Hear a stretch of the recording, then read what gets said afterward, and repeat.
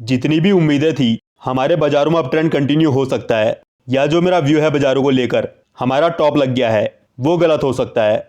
इन सब के ऊपर थर्सडे को बाजार ने फेर दिया पानी।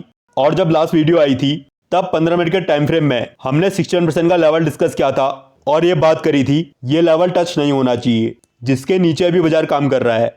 और अभी जो हमारे बाजारों में गिरावट हुई है, अगर इसके पीछे आप कारण सर्च करोगे तो आपको हजारों कारण मिल जाएंगे क्यों बाजार नीचे आया।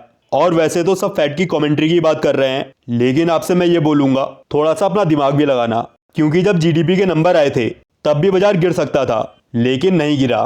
तो क्या जो यूएस के इवेंट हैं वो हमारे इवेंट से ज़्यादा इंपॉर्टेंट हो गए हैं? क्योंकि बाजारों के अंदर फ्राइडे को अच्छी कैंडल बनी थी और यहाँ पर हमने छोटे टाइम फ्रेम में पैटर्न भी कंफर्म किया था।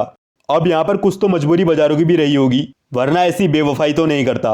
और अभी ब्रॉडर स्ट्रक्चर के अंदर अभी जो हमारा पूरा स्ट्रक्चर है वो नीचे का बन गया है और अब यहाँ से बाजारों के अंदर बहुत बड़े टाइम फ्रेम की साइकिल रोटेशन दिख रही है। सेक्टर रोटेशन तो बहुत बार देखी होगी, लेकिन इस बार साइकिल रोटेशन देखेंगे। और ये सिर्फ मैं निफ्टी के बेसिस में नहीं बोल रहा हूँ, पिछले 2 दिन के अंदर मैंने 100 से ज़्यादा चार्ट देखे हैं और इस हफ्ते भी देखूंगा। बहुत से ऐसे नामी स्टॉक्स हैं जो खुद को तैयार कर रहे हैं 4-5 साल की बियर मार्केट के लिए, और कुछ स्टॉक्स तैयार हो रहे हैं यहाँ से 8-10 गुने की रिटर्न देने के लिए। जब हम स्टॉक सेक्शन के ऊपर आएंगे तब आइडिया हो जाएगा साइकिल रोटेशन का। और आज की वीडियो इंपॉर्टेंट है, ब्रॉडर स्ट्रक्चर अप्रॉक्स हम सारे इंडाइसेस का देखेंगे जितने भी हम डिस्कस करते हुए आ रहे हैं। और अब हो सकता है वीकडेज के अंदर वीडियो ना आए, क्योंकि अब मैं वीडियो रिकॉर्ड करूंगा कैसे टेक्निकल एनालिसिस की हेल्प से हम इन्वेस्टमेंट कर सकते हैं। सब पता चलेगा क्या खरीदना है और कहाँ एग्जिट करना है। कोई फाइनेंशियल देखने की जरूरत नहीं है, सारे आंसर चार्ट में ही मिलेंगे और वीडियो भी बिल्कुल फ्री आएगी। और मैं कोशिश करूंगा जनवरी के अंदर वीडियो आ जाए। और वैसे भी सेबी की बहुत सारी रिस्ट्रिक्शन है और हो सकता है अगर बाजार नीचे आए तो वो और भी ज़्यादा स्ट्रिक्ट हो जाए। तो बेस्ट यही है हर कोई ये सीख जाए कैसे बाजारों के अंदर सही से काम किया जाता है। और निफ्टी का चार्ट देखने से पहले मैं डिस्क्लेमर दे देता हूँ, मैं यहाँ पर आपको किसी भी तरह की बाइंग सेलिंग की रिकमेंडेशन नहीं दे रहा हूँ, सिर्फ खुद की स्टडी शेयर कर रहा हूँ। अगर आपको कोई भी डिसीजन लेना है तो उससे पहले खुद भी एनालाइज कर लेना। तो निफ्टी के अंदर जैसा हमने लास्ट वीडियो में डिस्कस किया था, अगर ये नीचे भी आ गया तब भी ऊपर जाने की पॉसिबिलिटी रहेगी। और इसके पीछे का मेन कारण है यहाँ पर पैटर्न कंफर्म नहीं हुआ है और यहाँ पर आपको नए लेवल्स भी दिख रहे होंगे जो कि बड़े टाइम फ्रेम के लेवल्स हैं। अब इनके ऊपर भी हम नजर रखते हुए चलेंगे। और अभी इलियट वेव के अकॉर्डिंग जो अप मूव आया है उसे मैं ए, और जो अभी नीचे की लेग चल रही है उसे मैं बी रीड कर रहा हूँ। और उसके बाद सी वेव ऊपर की दिख रही है, और जो ऊपर की सी वेव है ये डिपेंड करेगी जो भी प्राइस के अंदर बी वेव बन रही है। क्योंकि अगर ये बी वेव ए के पास में आ गई या फिर इससे नीचे चले गई तो वापस से जो हमने हाई लगाया है 50% के पास में, इसके ऊपर जाने की पॉसिबिलिटी सिर्फ 15 से 20% ही रह जाएगी। और अगर प्राइस 23% के नीचे आ जाता है तो फिर एक बार इसको रिव्यू भी करना पड़ेगा, क्योंकि बड़े स्ट्रक्चर के अंदर भी यहाँ पर एबीसी की करेक्शन होनी है। तो ऐसा ना हो जो ये बड़े टाइम फ्रेम की बी वेव है वो यहाँ पर कंप्लीट हो गई हो और जो सी वेव है वो स्टार्ट हो गई हो, जिसकी पॉसिबिलिटी तो बहुत कम है, लेकिन ये बड़े टाइम फ्रेम का लेवल है इसलिए इसका ध्यान रखना पड़ेगा। और ऊपर की सी वेव स्टार्ट हो गई है, इसका हमको पता चलेगा जब प्राइस फ्राइडे के हाई के ऊपर निकल के सस्टेन करेगा। और इस टाइम पर यह सोचना ट्रेडिंग के अंदर रुपया बनेगा, इससे अच्छा ये है अपने कैपिटल को सेव करें। जिन भी स्टॉक्स के स्ट्रक्चर खराब हो रहे हैं, रिकमेंडेशन कोई भी नहीं है, लेकिन समझदारी इसी में है एक बार सब कुछ रियलाइज करके चलें और स्टॉप लॉस जरूर रखें, क्योंकि अगर यहाँ से नीचे आएंगे तो स्टॉक स्पेसिफिक चीजें और भी खराब हो सकती है। और अगर आप देश के अंदर भी देखोगे सब कुछ सही नहीं चल रहा है। पार्लियामेंट वाली न्यूज आप सबको पता होगी, और इससे पहले भी राहुल गांधी जी ने जिद बना रखी है अडानी की जांच होनी चाहिए। और वहीं बीजेपी पूरी कांग्रेस पार्टी के ऊपर आरोप लगा रही है, क्योंकि सोनिया गांधी ऐसी ऑर्गेनाइजेशन से जुड़ी हुई है जिसका नाम है FDLAP और इसे फंडिंग करता है जॉर्ज सोरोस। मैं यहाँ पर सही गलत की बात नहीं कर रहा हूँ, सबका अपना व्यू है और अगर किसी को रिसर्च करनी है तो इसके ऊपर जाकर डिटेल में भी कर सकता है। लेकिन अभी जैसे मामले चल रहे हैं या जो टकराव हो रहा है वो देश के लिए सही नहीं है। अगर बैंक निफ्टी का चार्ट देखेंगे तो इसने भी जो अपना ऊपर का पैटर्न था वो पूरा कैंसिल कर दिया है। और बड़े स्ट्रक्चर में देखोगे तो यहाँ पर हेड एंड शोल्डर पैटर्न बन रहा है। और वीकली टाइम फ्रेम में जाकर देखोगे तो लंबे टाइम से बैंक निफ्टी एक सेम पैटर्न को फॉलो करते हुए आ रही है। अगर ये ट्रेंड लाइन ब्रेक होती है और प्राइस इसके नीचे सस्टेन करता है तो फिर दिक्कत हो सकती है। जब तक प्राइस इन लेवल के ऊपर सस्टेन कर रहा है तब तक ठीक है, लेकिन इसके नीचे अलर्ट होना पड़ेगा। अगर स्मॉल कैप का चार्ट देखें तो इसके अंदर ऊपर का पैटर्न कंफर्म हुआ है और इसका चार्ट ठीक है। लेकिन अगर ये 18,500 के नीचे जाता है तो एक बार अलर्ट होना है। प्रॉब्लम स्ट्रक्चर में आएगी जब प्राइस 61% के नीचे सस्टेन करेगा। और अगर मंथली टाइम फ्रेम में दिखाऊं तो 18,000 के पास में प्राइस का क्लस्टर आ रहा है। जो रेड वाले लेवल्स हैं ये डेली टाइम फ्रेम के हैं और जो ब्लू वाले लेवल हैं ये मंथली टाइम फ्रेम के हैं। तो अगर प्राइस इसके नीचे सस्टेन करेगा तो फिर दिक्कत हो सकती है। जब तक इसके ऊपर है तब तक इसके अंदर ऊपर का ही खेल है, क्योंकि ऐसा भी हो सकता है जो हमने ऊपर का पैटर्न कंफर्म देखा वो इस पूरी चाल की लास्ट लेग हो जो 2022 से शुरू हुई थी। अगर वापस से डेली टाइम फ्रेम में दिखाऊं तो जो चाल 2024 से शुरू हुई है उसके अंदर अगर देखोगे तो यहाँ पर पूरी 5 वेव बनी हुई है और ये वेव कंप्लीट हो गई है। इसका हमको इंडिकेशन मिलेगा जब प्राइस अपने क्लस्टर को ब्रेक करेगा। अगर लेवल ब्रेक नहीं होते हैं तो फिर इसके अंदर ऊपर के लेवल खुले हुए हैं। अभी बस इतना है, जहां भी काम करना है पूरी सावधानी के साथ करना है और ऐसी जगह में ही करना है जहां पर रिस्क एंड रिवॉर्ड रेशियो हमारे फेवर में हो, जहां पर स्टॉप लॉस छोटे हों। क्योंकि अगर लेवलों के नीचे प्राइस निकला तो फिर नीचे का तांडव भी हो सकता है, इसका भी हमको ध्यान रखना है। अगर मेटल इंडेक्स देखें तो लास्ट वीडियो में डिस्कस किया था प्राइस ऊपर तो निकल गया है लेकिन यहाँ पर पैटर्न कंफर्म नहीं हुआ है। अगर इस लो के नीचे प्राइस नहीं गया तो अभी भी इसके अंदर पॉसिबिलिटी है एक ऊपर की चाल बन जाए। लेकिन अगर इसने ऊपर का पैटर्न कंफर्म नहीं किया या फिर इस लो के नीचे निकलकर सस्टेन करना शुरू कर दिया तो फिर ये भी एक रिस्की इंडाइसेस बन जाएगा।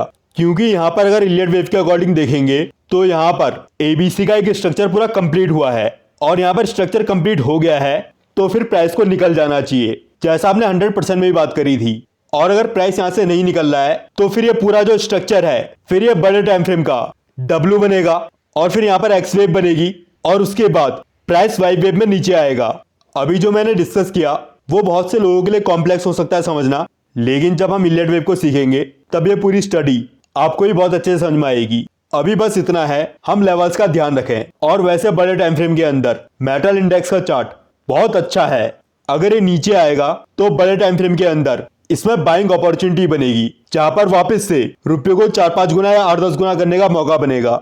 और अगर आपको टेक्निकल एनालिसिस आती है तो आप इस वीडियो को भी देख सकते हो जो चैनल मेंबर्स के लिए आई है, क्योंकि इसमें जो मैंने कॉन्सेप्ट डिस्कस किए हैं वो इलियट वेव से ही लिए हुए हैं। और अब अगले हफ्ते नेक्स्ट वीडियो आने वाली है जो कॉन्सेप्ट को और भी ज्यादा क्लियर कर देगी। बस इतना बोल सकता हूँ, मेंबरशिप ज्वाइन करने के बाद आपको रिग्रेट नहीं होगा। तो अगर हम रियलिटी इंडेक्स का चार्ट देखें तो लास्ट वीडियो में डिस्कस किया था 81% के पास में कैंडल अच्छी नहीं बनी है, तो यहां से एक गिरावट हो सकती है जो कि हमको देखने को ही मिल गई। लेकिन ये इकलौता इंडेक्स है जिसका चार्ट खराब नहीं दिख रहा है। और अगर हम 60 मिनट के टाइम फ्रेम में देखेंगे तो 38% के पास में प्राइस आ गया है और अगर लेवल आया है और प्राइस यहाँ पर संभलता है तो यहाँ से ऊपर की चाल ही बन सकती है। बस यहाँ पर एक बार ये देख लेना ये पैटर्न कंफर्म कर रहा है या नहीं कर रहा है। और यहाँ पर पैटर्न कंफर्मेशन के साथ साथ 81% के ऊपर निकलना भी जरूरी है। और अगर ये यहाँ पर पैटर्न कंफर्म नहीं भी करता है और यहाँ से वापस से नीचे भी आ जाता है तो फिर इसको मैक्सिमम 1015 के आसपास तक देखेंगे। अगर इसके नीचे प्राइस सस्टेन करेगा तो फिर एक बड़े गिरावट की संभावना ही बन सकती है। लेकिन हमको जो ज्यादा वेटेज देनी है वो देनी है वीकली टाइम फ्रेम के लेवल्स को। डाउन साइड के अंदर बड़े टाइम फ्रेम का जो इंपॉर्टेंट लेवल है वो है 161% का और अप साइड के अंदर 81% का। अगर इसके ऊपर निकलकर प्राइस सस्टेन कर लेगा तो फिर इसके अंदर 200% के रास्ते खुल जाएंगे। अभी जो भी देखना है वो लेवल्स के अकॉर्डिंग ही देखना है और ये लेवल्स कैसे निकालने हैं ये भी जो मेंबर्स के लिए वीडियो आई है उसमें डिस्कस किया हुआ है। अगर आपको नहीं आता है लेवल निकालने तो वीडियो को देख लेना, सब समझ में आ जाएगा कैसे लेवल्स निकाले जाते हैं। अगर इंफ्रास्ट्रक्चर का चार्ट देखें तो इसके अंदर भी ऊपर के पैटर्न कंफर्म हुए हैं, लेकिन अभी तक जो ये लेवल हैं वो स्मॉलर टाइम फ्रेम के हैं। और जो इसमें अभी सबसे इंपॉर्टेंट लेवल है वो है 21 नवंबर की कैंडल का लो। अगर ये लेवल ब्रेक होता है तो फिर इसके अंदर कहानी नीचे की ही है। और वैसे इंपॉर्टेंट लेवल हम 14% का भी लेकर चल सकते हैं। अगर प्राइस यहाँ से रिवर्स हुआ तो फिर हमको ये देखना है ये इससे बड़े टाइम फ्रेम का पैटर्न कंफर्म कर रहा है या फिर नहीं कर रहा है। क्योंकि अगर मंथली टाइम फ्रेम में दिखाऊंगा तो इसका एक इंपॉर्टेंट लेवल है बड़े टाइम फ्रेम का जो अभी तक नहीं आया है। अगर ये पैटर्न कंफर्म करेगा तो फिर इस लेवल के आने की पॉसिबिलिटी बनेगी। और अभी जिन लेवलों में प्राइस है वही इसका आगे का खेल डिसाइड करेंगे। क्योंकि अगर वीकली टाइम फ्रेम में दिखाऊंगा तो 8000 के पास में इसका भी एक इंपॉर्टेंट लेवल आ रहा है जो कि अगर ब्रेक होगा तो फिर इसके अंदर भी एक बड़ी डाउनसाइड ओपन हो जाएगी। बड़े टाइम फ्रेम के अंदर इसका चार्ट बहुत अच्छा है और जब भी इसमें बड़ी गिरावट होगी वो बड़े टाइम फ्रेम के अंदर बाइंग अपॉर्चुनिटी बनेगी। अभी तो बस इतना है, बस छोटे हिस्सों को देखते हुए चलें, क्योंकि जिस लेवल की इसमें चाल आई है अगर उसकी करेक्शन शुरू हुई तो यहाँ से भी स्टॉक स्पेसिफिक 40-50% की गिरावट हो सकती है।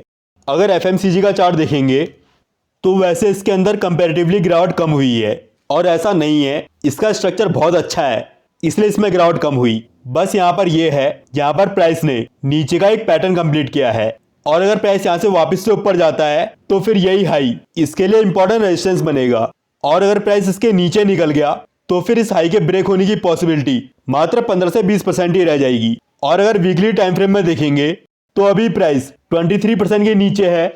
तो वैसे अगर देखा जाए तो ये सेक्टर रिस्की सेक्टर है जब तक ये ऊपर के लेवल ब्रेक नहीं करता है। स्मॉलर टाइम फ्रेम के अंदर यहाँ पर एक कंसोलिडेशन दिख सकती है अगर ये लो कट भी गया, बाकी करंट एरिया के अंदर ही एनालाइज करना पड़ेगा। अगर आईटी इंडेक्स देखेंगे तो फ्राइडे को बहुत बड़ी गिरावट हुई है और अगर वीकली टाइम फ्रेम में देखेंगे तो अभी प्राइस 127% के नीचे है। अगर इसके ऊपर प्राइस नहीं आया तो यहाँ पर अलर्ट तो होना पड़ेगा और वैसे जो इसका स्ट्रक्चर खराब होगा वो होगा 40,000 के नीचे। जब तक ये लेवल ब्रेक नहीं होता है तब तक इसके अंदर यही पॉसिबिलिटी है जहां से ये एक बार फिर से नए हाई के लिए जाएगा और अगर प्राइस यहां से रिवर्स होगा तो फिर जो भी लो लगेगा वही हमारा ट्रेलिंग एसएल होगा। स्मॉलर टाइम फ्रेम के अंदर इसका चार्ट अच्छा है लेकिन बड़े टाइम फ्रेम में इसका चार्ट अच्छा नहीं है और इसके अंदर ऊपर की चाल खत्म होने के बाद एक साइजेबल करेक्शन भी हो सकती है, प्राइस वाइज भी और टाइम वाइज भी, जिसे मैंने प्रीवियस वीडियो में भी एक्सप्लेन किया हुआ है। तो अगर आपको डिटेल में समझना है तो आप प्रीवियस वीडियो जाकर देख लेना और कोशिश यही करना बाजार के अंदर लाइट क्वांटिटी के अंदर ही काम किया जाए, क्योंकि जो अभी हवा बह रही है वो हमारे अपोजिट डायरेक्शन में बह रही है। अगर निफ्टी ऑटो का चार्ट देखें तो ये भाई साहब तो टूट ही रहे हैं और इनके अंदर बड़ा बाउंस भी नहीं बना और इसके अंदर हमने डिस्कस किया हुआ है, इसका तो हो गया है काम तमाम। आने वाले सालों में इसके अंदर क्या न्यूज आएगी ये नहीं पता, लेकिन ये सेक्टर सेफ नहीं है और ये बहुत बड़े टाइम फ्रेम की बियर मार्केट में एंटर कर रहा है।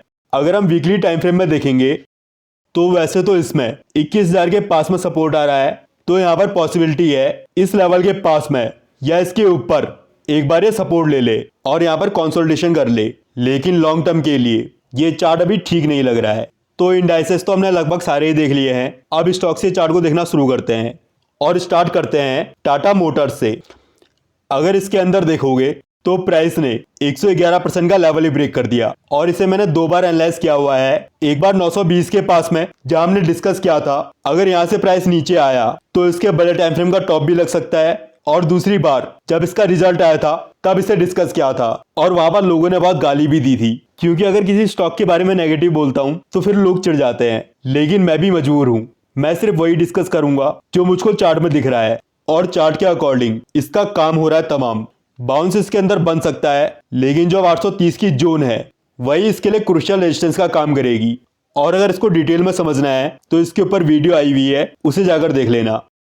अगर रिलायंस का चार्ट देखेंगे तो इसी एरिया के पास में इसको एनालाइज किया था और बात करी थी 50% के पास से ऊपर की चाल बन सकती है। हालांकि थोड़ा बहुत उसके नीचे चले गया, लेकिन यहां से ऊपर का लास्ट में एक बाउंस भी बना जो कि लेवल डिस्कस किया हुआ था और अभी स्ट्रक्चर के अकॉर्डिंग इसका भी काम हो गया है तमाम। लेवल इसका आ रहा है जहां से इसमें वापस से ऊपर की चाल बन सकती है, लेकिन अब ये रिस्की कैटेगरी में आ रहा है। अगर अब ऊपर के बाउंस के बाद ये वापस से अपने लोस को काट देता है तो फिर ये 8-10 साल की बियर मार्केट में भी एंटर कर सकता है, और 8-10 साल की बियर मार्केट में एंटर नहीं भी करेगा तब भी इसके अंदर पॉसिबिलिटी है यहाँ पर ये 1-2 साल की करेक्शन कर ले।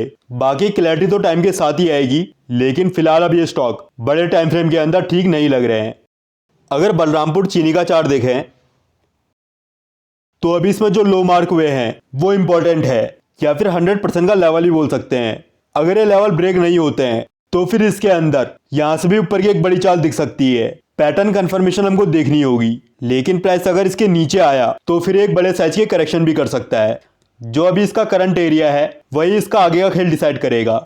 अगर MCX का चार्ट देखें तो इसमें ऊपर का एक लेवल बचा हुआ है और अभी करंट एरिया के अंदर जहां पर प्राइस है वही इसके इंपॉर्टेंट लेवल है। अगर इसके नीचे प्राइस नहीं आया तो फिर यहां से पहले ऊपर की चाल दिख सकती है। अगर 6,300 के नीचे आया तो फिर इसके अंदर वापस से स्लो के आसपास तक आने की पॉसिबिलिटी बनेगी। और अगर इसके नीचे प्राइस जाता है तो फिर ये 5000 के आसपास का एरिया खोल देगा।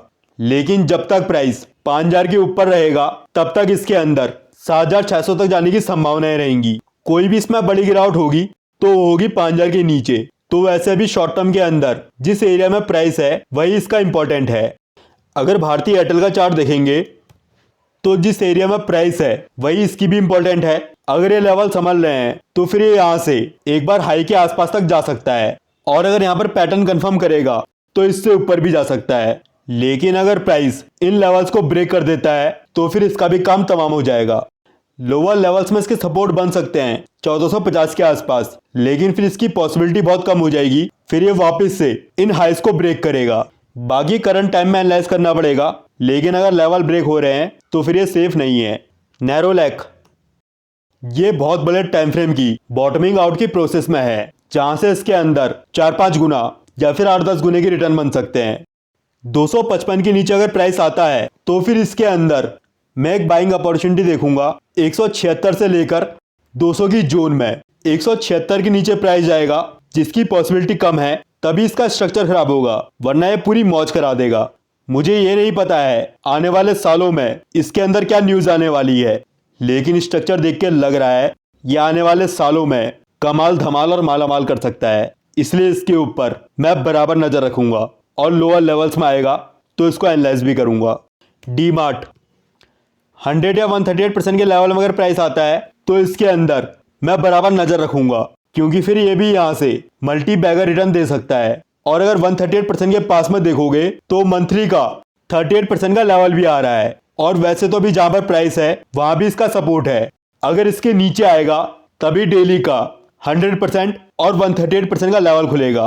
अगर 2300 के आसपास प्राइस आ रहा है तो फिर ये बहुत अच्छे लेवल होंगे जहां पर इसको देखा जा सकता है। और बहुत डिटेल में अगर इसको समझना है तो इसके ऊपर ऑलरेडी वीडियो आई हुई है, तो उसे जाकर देख लेना, पूरा खेल समझ में आ जाएगा। एचसीसी 2020 से जो ऊपर की चाल बनी है उसमें इसने ऊपर के पैटर्न कंफर्म किए हैं। अभी तो सेफ नहीं है क्योंकि इसने ऑलरेडी 4 सालों के अंदर में 12 गुने से आगे रिटर्न दे दिए हैं। लेकिन इसमें जब भी गिरावट होगी इसके ऊपर भी ध्यान रखना पड़ेगा, क्योंकि इसका स्ट्रक्चर बन रहा है मल्टी बैगर स्टॉक वाला। अभी स्मॉलर टाइम फ्रेम के अंदर स्ट्रक्चर बीच में फंसा हुआ है, जिसमें डाउन साइड में इंपॉर्टेंट लेवल है 30 के पास में और अप साइड में इंपॉर्टेंट लेवल है 60 के पास में। अगर डेली टाइम फ्रेम में जाकर देखेंगे तो यहाँ पर प्राइस ने ऊपर का पैटर्न कंफर्म किया है। तो बहुत स्मॉलर टाइम फ्रेम के अंदर जब तक प्राइस 23% के ऊपर है तब तक ये ऊपर ही कंटिन्यू है। और अगर 61% के ऊपर निकलेगा तो फिर इसके अंदर ऊपर के लेवल ओपन हो जाएंगे। लेकिन यहाँ पर थोड़ा सा ज्यादा ध्यान रखना, जो मंथली का 81% का लेवल भी है। और एक बार यहाँ पर बड़े टाइम फ्रेम का पैटर्न भी देख लेना, कंफर्म हो रहा है या फिर नहीं हो रहा है। फिलहाल के लिए भी स्टॉक ठीक लग रहा है। बहुत सारे स्टॉक्स को डिस्कस नहीं करूंगा क्योंकि ऑलरेडी हमने सारे इंडाइसेस को एक बार देख ही लिया है। बस अभी लेवल्स को देखते हुए चलना है। अगर लेवल्स निकालने नहीं आते हैं तो जो मेंबर्स के लिए वीडियो आई है उसे देख लेना। नेक्स्ट वीडियो नेक्स्ट वीक आएगी और उसके बाद मैं टेक्निकल एनालिसिस की रिकॉर्डिंग स्टार्ट कर दूंगा, जिससे लॉन्ग टर्म इन्वेस्टमेंट के अंदर बहुत हेल्प मिलेगी। एक बार वीडियो को वापस से देख लेना, पूरे वीक काम आ जाएगी। बहुत कुछ डिस्कस किया हुआ है, लेकिन वीडियो में किसी भी प्रकार की बाइंग सेलिंग की रिकमेंडेशन नहीं है। ये मेरी खुद की स्टडी है जो गलत भी हो सकती है, इसलिए कोई भी डिसीजन लेने से पहले एक बार खुद भी एनालाइज कर लेना।